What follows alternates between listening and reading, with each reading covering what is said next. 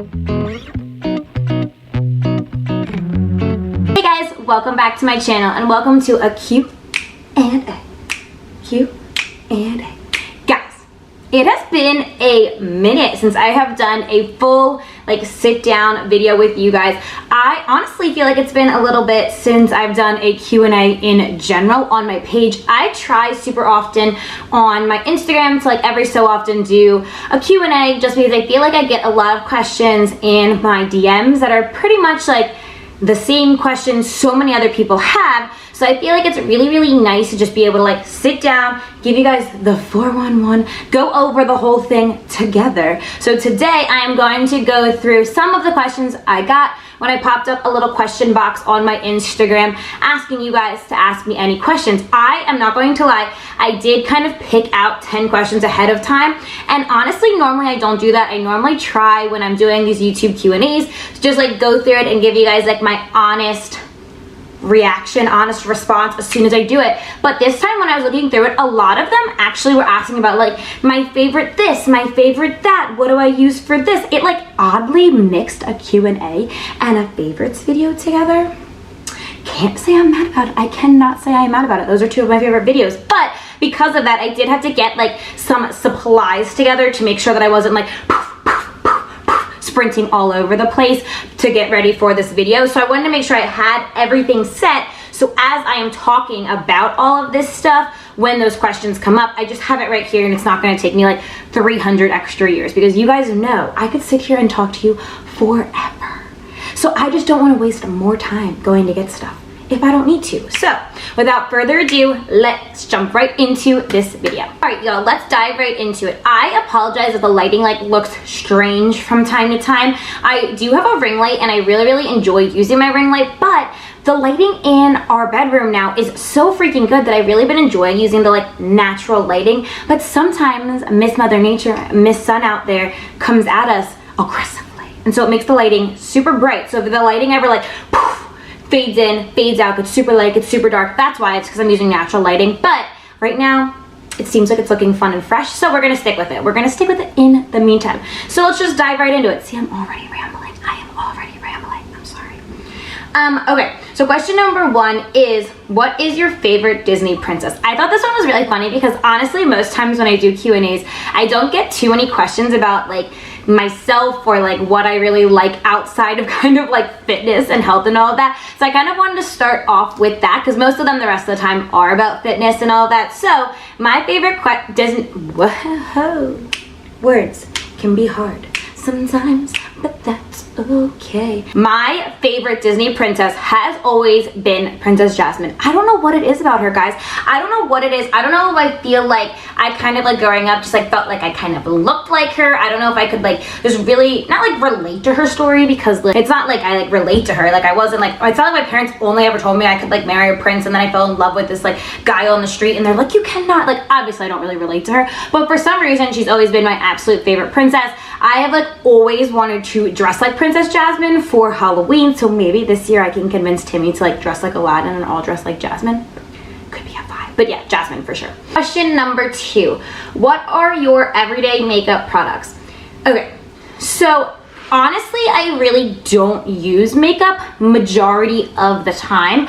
I, for the most part, don't really wear anything, and if I do wear anything, I'm pretty much just wearing mascara. For this video, I did put on some CC cream, and then I am wearing mascara as well. So I recently have discovered CC cream. It's not a new invention by any means at all. It's just something that me, someone who's not into the beauty and makeup world, didn't really know about. So I was introduced to CC cream and I used it when I was away in West Virginia, and I honestly really liked it. I honestly think the biggest reason is just the fact that it looks like foundation, but it feels so much lighter than foundation. I really like the way I look when I do have a full face of makeup on, but not a full face of makeup, foundation, mascara, maybe a little bit going on the eyes.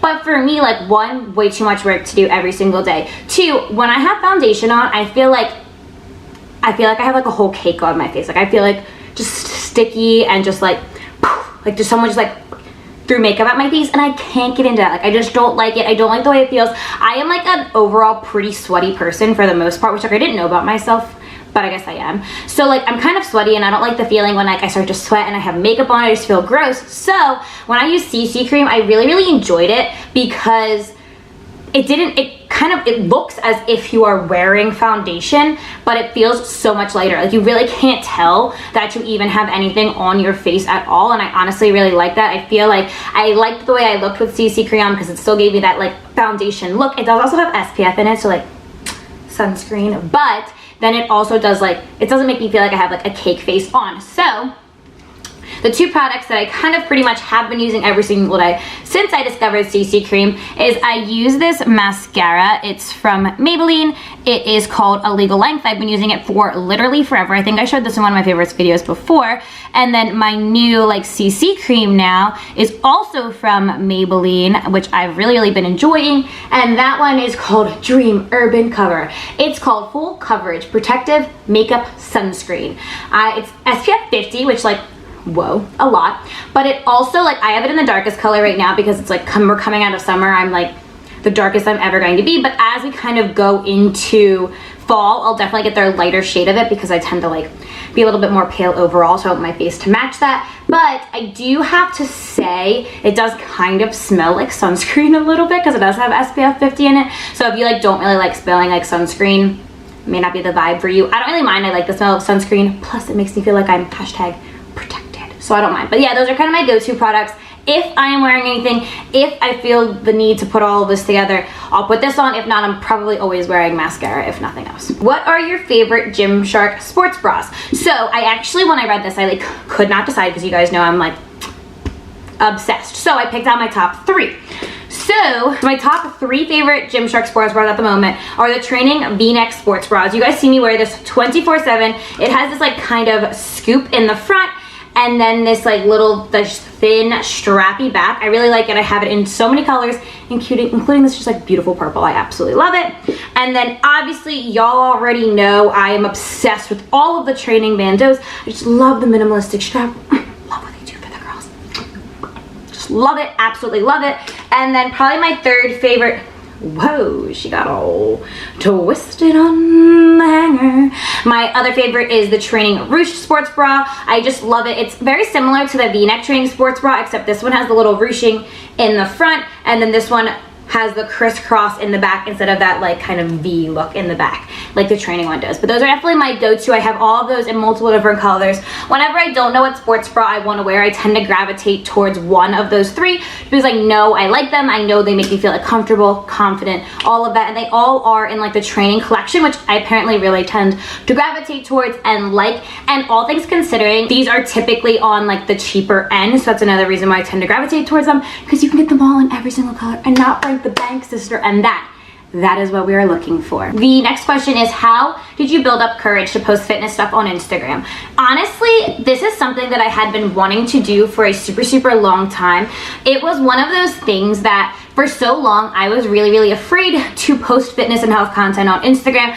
Fitness has always been such a big part of my life, and I kind of always made a joke about it, being like, I should just start a fitness page. I should start a fitness page. Like, oh, I'm gonna start a fitness page and I'll post that on it. Like, I would always kind of feel like I could and like I should do it, and I just really never built up the courage to actually do it. So honestly, during the pandemic, during quarantine, I was just like doing a lot of at-home workouts, and I was like, okay, like let's just post it on my story on Instagram and just like see how it catches, like see if people like it, see if people respond to it. And I really got a really good response from it. For me, I never wanted to have 2 separate Instagrams, one that was more focused on fitness and health and one that was more like my personal Instagram. I know like fitness influencers, quote unquote, that do have a personal and fitness Instagram, and that has worked super well for them. For me, I never wanted that to be the case. I wanted my Instagram to be my Instagram. I wanted to be me. And so in order to really encompass every aspect of my life, I wanted to have all of that fitness content just on my page. I didn't want to have 2 separate pages, one that had fitness on it and then one that had like the rest of my life on it. Once again, nothing wrong with it, just not something that I wanted to do. So when I started posting this like at-home workout stuff on my stories, I got a really good response from it. I had a lot of people that were like, we really love this, we really think that you should keep doing it. And I honestly started to just get a little bit more courage from that. having people be like, no, this is not a waste of time, like we really appreciate it, like we're really getting a lot from it, like that was kind of that like positive validation that I needed, that I was really nervous about. Like, yes, I did get people who had negative things to say. Yes, I did have people that unfollowed me. Yes, I did have people that were like, you're wasting your time, you're never going to be a fitness influencer, people are going to be bothered by you posting this on your real page. I totally and 100% had those people saying all of those things. But for me, once I started getting people being like, thank you so much for posting this, or oh, I did your glute and hamstring workout that you posted and I really enjoyed it, I was like, okay, clearly it's worth my time. Clearly people do value it. So then I started to get a little bit more confident posting things, talking a little bit on my Instagram story, things that I never really would have thought that I could have done. So like, honestly, my biggest thing is just to like start doing it. And it's going to be very nerve-wracking at first, but once you kind of start to get even like 2-3 people who are like, no, this is really good, like thank you so much, you really helped us, it makes a big difference. It gives you that little bit of like courage that you needed to kind of keep going. The next question is, can you talk about your past with food and exercise? I'm new here and I've heard you mention it. First off, hi, hello, welcome, thanks for joining the squad, it's nice to have you. Yeah, honestly, long story short, I have done a whole video on kind of my fitness journey, so that is on my YouTube, so feel free to like go find that. It'll give you a much deeper kind of look into my fitness journey. I can link it down below so it's easy to find. But long story short, about 2 years ago, I had a very, very toxic relationship with food and exercise. I really was not in a good place. I thought that the only way to be fit or to be healthy was to really severely undereat and to really severely over-exercise. And by that, I'm saying that I was doing probably an hour and a half to 2 hours of cardio every single day without fail, no matter how tired I was, 7 days a week, and I would be angry and mad at myself if I did not or could not do it for whatever reason. I would stay in the gym until I burned 700 calories. That was kind of just like my move goal on my Apple Watch. So that was kind of always what I was striving towards. Like, I would not let myself leave the gym until in one way, shape, or form, whether it was on the Stairmaster, on the treadmill, on the elliptical, whatever the case may be, I would not allow myself to leave the gym until I hit that 700 calorie mark. On the flip side, as far as food, I would really try to like limit what I was eating. For example, I did not eat bread for like an entire year, which is very crazy to think about now because I literally will eat a bagel every single day.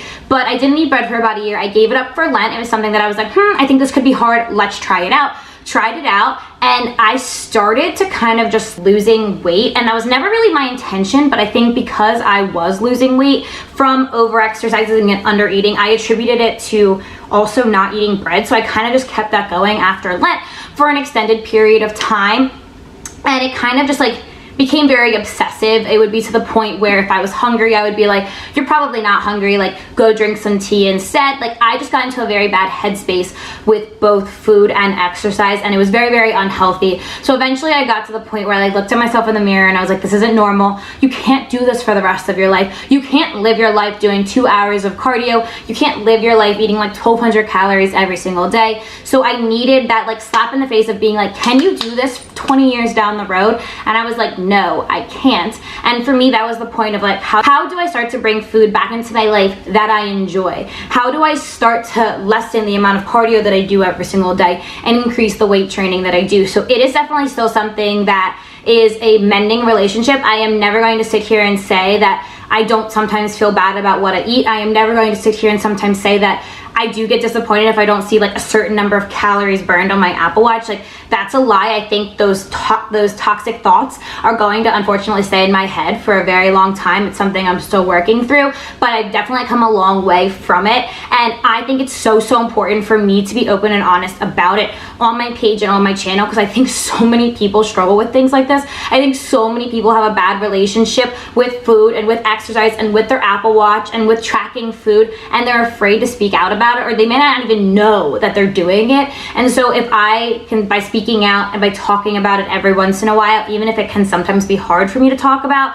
could help 1 or 2 people to not go through it, or to not go through it for nearly as long as I have, then I just feel like it's been worth it. So there's a lot more in depth. I go a lot more in depth in that YouTube video, but as a gist, that's kind of it. Next question, do you work out with your engagement ring? I'm scared to break it. Also, how is wedding planning?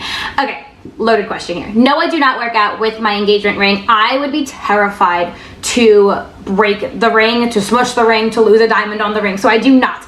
I exercise with silicone rings. The brand that I use is called Qualo. I absolutely love it. I have 2 rings from them. I just recently got this ring. You can't really see it, but I just recently got a new ring. So this one's a little bit thinner. It's a little bit like more braided, a little white. I have also been using this one for a little bit longer. But yeah, so I've been using those 2 rings for a very long time period. I wear them when I work out. I wear them sometimes when I go to work, since I do work in the fitness industry. I use weights a lot, things like that. So I work out with these because I would be very scared to smush my ring, or to not be able to get it off my finger, or to like dismantle it, whatever the case may be. Scared. So I don't work out with my engagement ring. I do wear a ring. It's just one of those silicone ones. As far as wedding planning is going really well. We honestly pretty much have everything figured out. We have our venue, we have all of our photographers, we have our DJ set, we have our florist set. We are working through pre-cano, which is something we have to do for the church. So it's really all going super well. Timmy truly has been such an amazing and huge help through this entire process. I would never sit here and say that I have done majority of the wedding planning. I think it has been very equal, if not him even doing more than I have. He's very organized, he's very on top of it. So I am very grateful, because I truly don't like all of the organizational planning aspects of it. So the fact that he's really willing to like step up to the plate and help out and keep things organized, make phone calls, make emails, makes it a lot easier on me. And while it's very much a team effort, I could not have done this entire process without him. We obviously still have a lot more to do. We still have to like make seating charts, send out invites, the whole 9 yards. But for the most part, things are going really well, and really swimmingly for the most part. I mean, all things considering, there haven't really been any like big issues thus far. So ladies, never allow yourself to like just settle for a man who won't help you out, because any man can help you out in the wedding planning process. Like, he should not only know the date and time of your wedding, he should be involved in the entire process. Do not settle for anything less. Thank you. Next question, how did you grow on Instagram/YouTube? First off, while this question is very sweet, I would like never consider myself someone who's like big, quote unquote big, on Instagram or YouTube. I feel like it's something that like I really just enjoy doing, and I feel like I've attracted a crowd and attracted a group of people because of that. I truly have just been myself. I have been putting together content, I've been putting together workouts, I've been talking on my stories and on YouTube, I've been posting things that I feel like are just me. I am not doing anything because of some particular plan or some particular algorithm. I don't plan out what I'm going to post, when I'm going to post them, what pictures go with what captions. Yes, as far as like YouTube, it's a little bit more planned out, just because like if I'm going to sit down and film a Q&A, it is going to take time. So it's something that I want to make sure I account for in the course of my week. But honestly, if you're someone that is trying to post fitness or health content, or if you're someone who's just trying to post content about anything, if you're trying to post content on like whatever you do outside of like your regular life, like if you're just trying to post things outside of your personal page, just like be yourself, be honest, be authentic. I think it's so obvious to me when people are posting and when people are doing things because they're trying to gain followers, because they're trying to like just build a platform. And I think if one day I could take social media and have that be my full-time job, that would be crazy and wild and exciting, and I would love to do that. But that was really never my intention of starting to post things. So I think just go in with pure intentions, go in being yourself, put together content that you are proud of. And I think those are like my biggest tips. I have never once been like, oh, if I post this, I'm gonna get this many likes or this many views, and because of that, I will get this many new followers. Like, I just never go in with that sort of plan. If all of that comes from it, awesome. If not, I'm still sharing content and sharing things that I'm very proud of, things that I feel like could be beneficial to maybe 5 people, maybe 5,000 people. I don't know, but I'm just happy with what I'm putting out to the world. I'm just being myself in the process. And so I feel like if I could give any advice based off of like doing this and having whatever community built around me that I have, is just to be yourself. Be honest, be authentic, and put together things that you're very much proud of. And I think that shows through in everything you do. And people are very much attracted to someone that they feel like they can relate to, someone they feel like is just like them. The next question is, are you happy with your current workout split? What is it and what are your goals right now? We have a lot of like questions A, B, and C. Like they're just loaded questions this time. So let's start off with what is my current workout split? So my current workout split, Monday I am doing glutes and hamstrings. On that day I will be hip thrusting and I will be sumo deadlifting. Those are my two major compound movements. I want to start increasing my weight on in those lifts. On Tuesday is one of my active rest days, so on that day I'm doing a lot of cardio. I am doing core, I am doing stretching or yoga or a Peloton ride, something like that for a recovery day. On Wednesday I am doing a push day, so I'm working on my chest, triceps, and shoulders. And on that day I'm also going to be focusing on either bench or a military press depending on the week. On Thursday I have been taking my boss's Vinny's class. He teaches an kind of like full body HIIT strength class, so that I'm kind of taking it as another active rest day, another kind of like functional movement day. If I wasn't to take his class, it would be more of like a functional strength day. On Fridays it's a total leg day and I am barbell back squatting on those days. Saturday is going to be a pull day and on those days I'm conventional deadlifting. And then on Sunday is my complete and normal rest day. I'm not doing a single thing on those days besides relax and recover. I honestly have really been liking my split so far. Definitely still something I'm playing around. I don't have any major goals at the moment, besides I want to continue to get stronger in my major movement lifts. I want to just feel good. I want to feel confident. Something I also talked about in one of my more recent YouTube videos is throughout the month of September, I'm going to try to be doing at least 30 minutes of cardio every single day on the days that I am lifting. So obviously on my active rest days, I'm going to be doing cardio. Duh. But on the days where I'm more lifting, I'm going to be trying to get in like 30 to 40 minutes of cardio just because it makes me feel good, makes me feel confident, makes me feel happy. Not really any crazy physique goals at the moment, not trying to see any numbers on the scale, on the body fat percentage, nothing like that. Just want to continue to get stronger and feel good. And if this split helps me do that, then I will stick with it. If not, in probably a month or two, I'll begin to switch it up again just so I can kind of spice things up in the gym. Next question is, how do I know if I'm under eating? I think this is a really, really good question because I think so many people under eat and they are not sure that they're under eating. I think the biggest way that you can tell immediately if you're under eating is to track your food. I think tracking food for some people can be very toxic. I think not everyone needs to track every single meal of every single day. I think that can get you into a bad headspace with food. However, if you are unsure if you're under eating, if you're unsure if you're overeating, if you're unsure if you're getting too much protein in, too much carbs in, tracking for a day or a week could be a really good way to double check all of that, just so you can see what your numbers look like. I think putting it in something that, even if it's not perfectly 100% accurate, just gives you a better idea, can help you then kind of plan what to do moving forward. If when you're tracking, you see that you're only eating like 1,200 calories, that ain't enough. Up your calorie intake.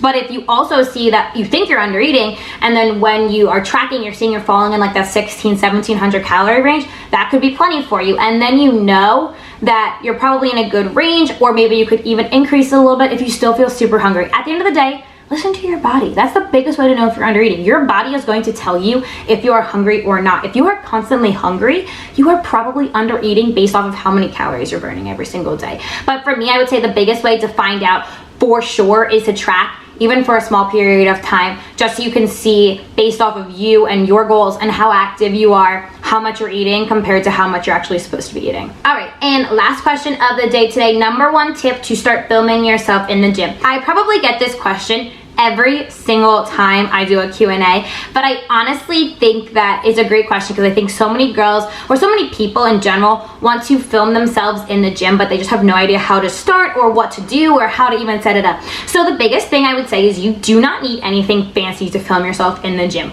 95% of the time when I am filming myself in the gym, especially if it's for Instagram videos, it is just using my phone. I don't have any crazy technology. I don't have any crazy camera. I literally will just use my phone. I'll prop it up against a water bottle or against the weight, hit the record button, go, bump out my workout, boom, stop it. And then you can edit it so it just shows what you want it to show in comparison to showing the entire thing of you like running in, running out, the whole 9 yards.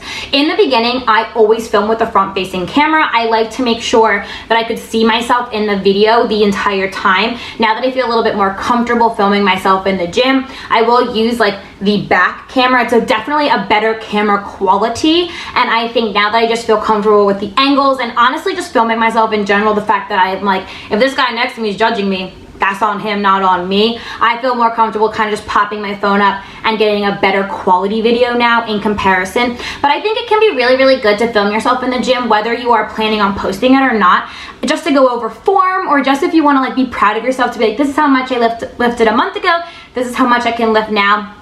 The biggest thing that I would say, if I had to give a single tip, is first off, just freaking do it. People are going to judge you no matter what you do in life. So if filming yourself in the gym, whether it is to post or whether it is just to check your form, makes you happy, do it. If that person next to you is going to judge you, they are probably judging you already, let's be honest. So let them continue to judge. At least you get to do what makes you happy. If it's something that you are really nervous about, find areas that are just less crowded in the gym so you feel like there's less attention attracted to you. I know in the very beginning when I would film, I would definitely try to pick benches that were more like on the end so there was less people around, or I would try to go to an area of like the turf in my gym that I could kind of be more in like a corner, so that way when I prop myself up, no one could really tell whether my phone was just sitting there or whether I was filming myself. So definitely, if you're nervous about it, try to find kind of like different areas of the gym that are a little bit less crowded, just so you feel like there isn't as much attention on you. But honestly, at the end of the day,